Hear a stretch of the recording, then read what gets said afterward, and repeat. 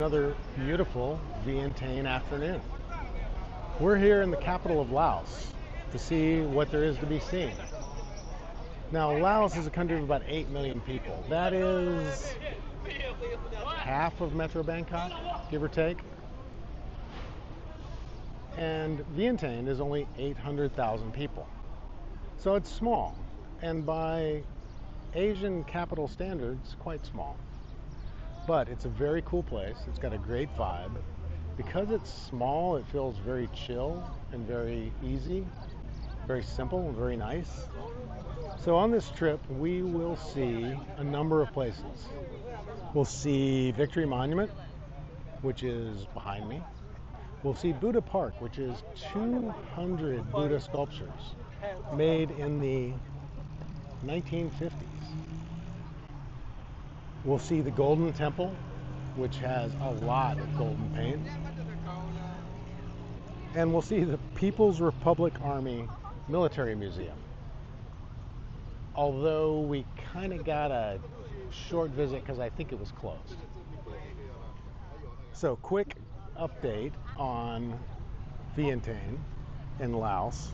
It's a communist country, so that means something, I guess.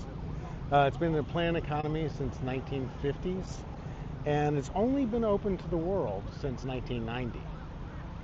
So the tourism industry is pretty developing.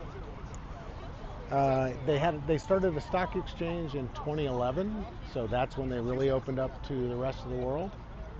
And all of that sets the stage for Victory Monument, which we're looking at here.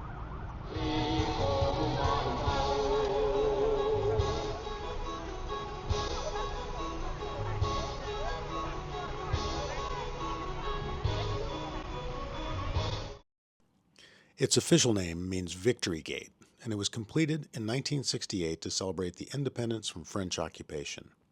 Like many buildings here, it has an obvious French neoclassical influence. Arc de Triomphe, anyone?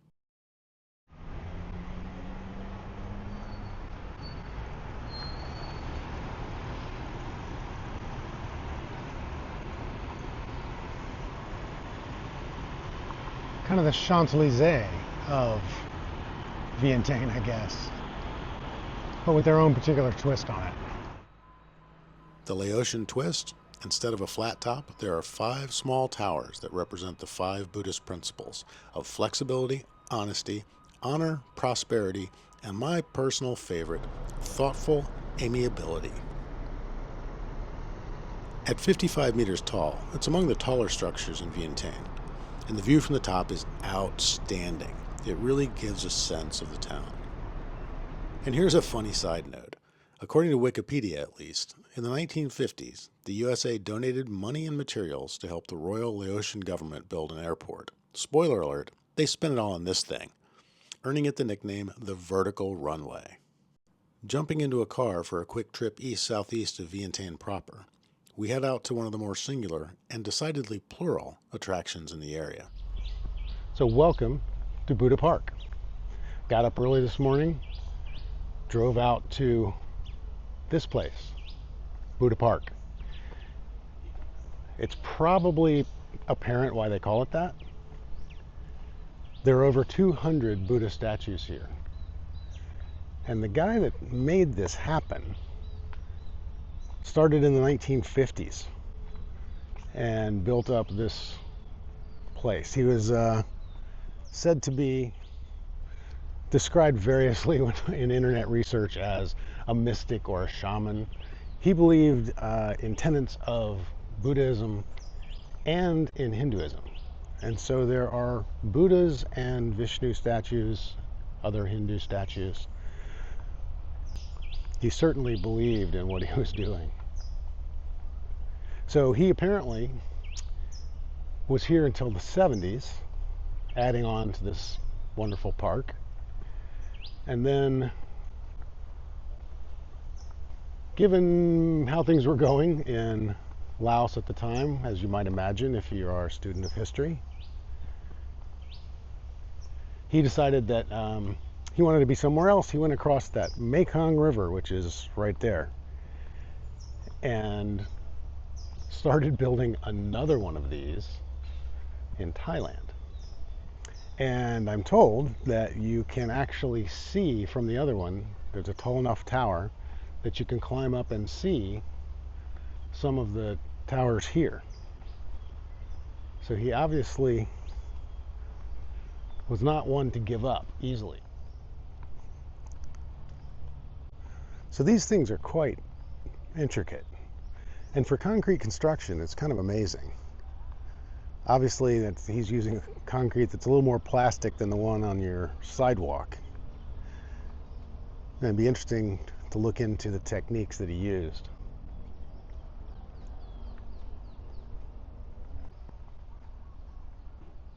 You really have to admire the singularity of vision. So keep doing this. Build over 100, 200 of these, decide to leave, and then go make more on the other side of the river.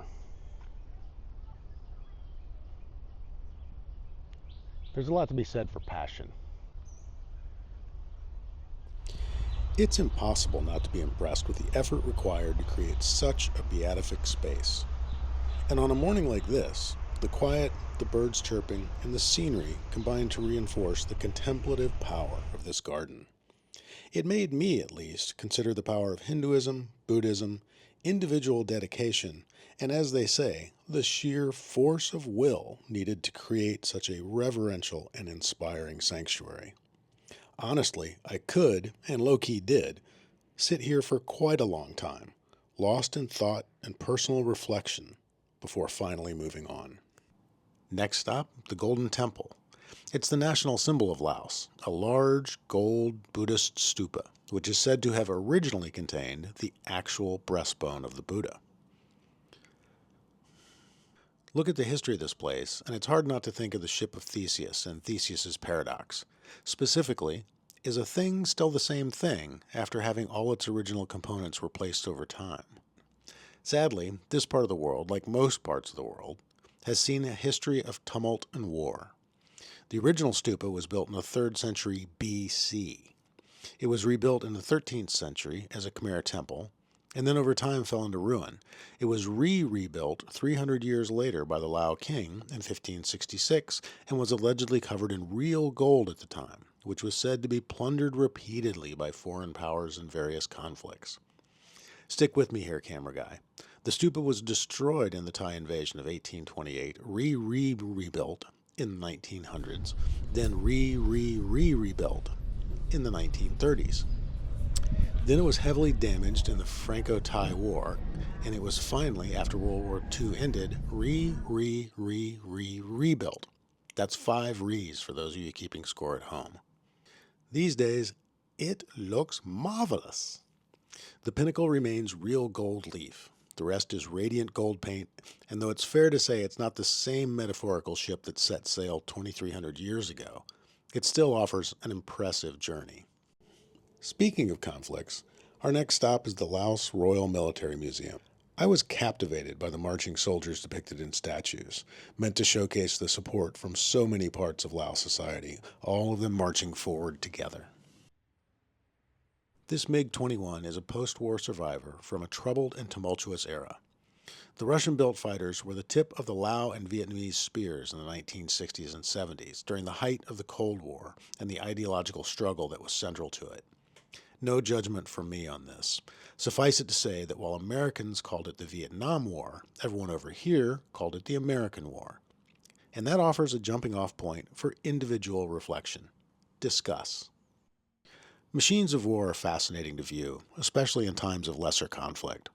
It's hard not to look at this tank, for example, and not imagine how an individual's world would have to be so directly impacted as to make its use necessary. To say nothing of the sacrifices people make in times of war, no matter what side they're on. This Russian-built Mi-8 twin-turbine helicopter was the Lao and Vietnamese counterpart to the U.S. Bell Huey helicopter. As the Huey is so ingrained into America's collective consciousness due to war footage in that Francis Ford Coppola movie, I wonder if people here feel the same gravitas when they pause for a moment to reflect on this Mi-8. It's tough to wax philosophical about things like wars, so in this case, I'll just let the video roll, winding up facing my counterpart from another time, shooting film right back at me. Respect.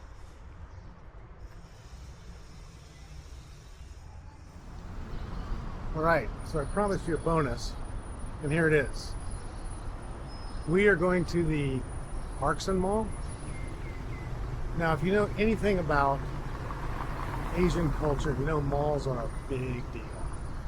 And most of the major Southeast Asian capitals have very nice malls. So you can't visit here and not check out the mall, right? A lot of the places look closed, which is no surprise because it is a Monday, and Monday is a day off for a lot of Thai shopkeepers. They work 6 days a week. So if they're open on Monday, they're trying really hard. This mall seems like a great, accessible way to find most of what you need at decent prices. It's not highly aspirational like malls in Dubai or Tokyo or Bangkok, full of Prada bags, Rolex watches, and even Lamborghini dealerships. No, this is a mall I can appreciate, full of things normal people use. Yes, you can find luxury goods, but you can also find a low-cost shirt, fun toys for the kids, and a filling, cheap lunch. So there you have it, our bonus feature. A quick look at the big mall in Vientiane, Laos. Until next time, that's the news. I'm out of here.